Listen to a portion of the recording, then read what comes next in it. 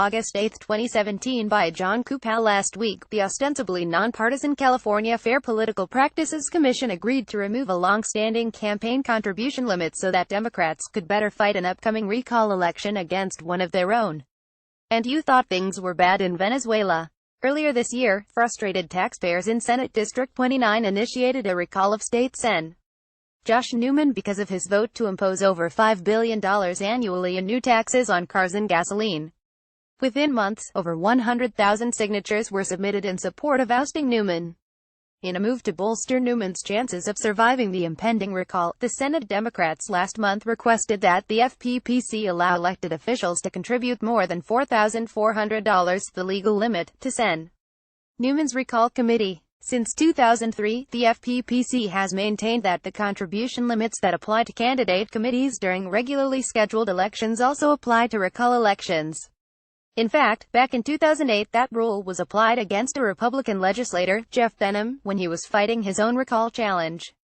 The justification for the limit is to prevent legislative leaders from using their power and influence over special interest contributors to raise hundreds of thousands of dollars, which could then be immediately transferred to the targeted legislator.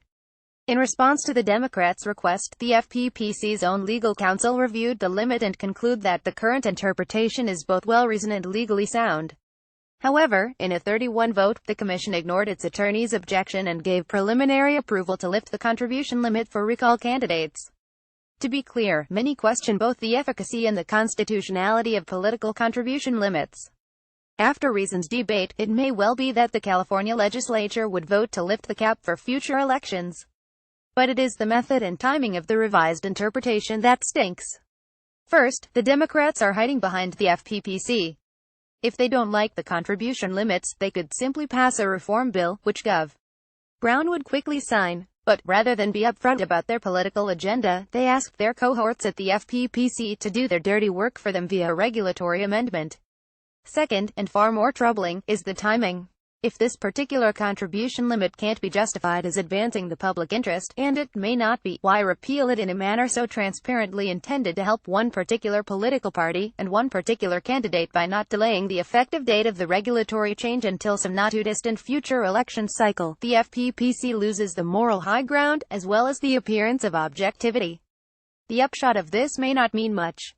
Sure, with lots more Democratic money to spend in the recall election, voters in the 29th Senate District will see their mailboxes filled to brim with misleading mailers, as well as non-stop radio commercials on every station, funded by special interests. But the anger on the part of working Californians over the massive tax increase, especially in Newman's conservative district, is palpable, and even an unlimited supply of campaign cash may not be able to stave off voter wrath. Nonetheless, the FPPC action is unseemly and wrong.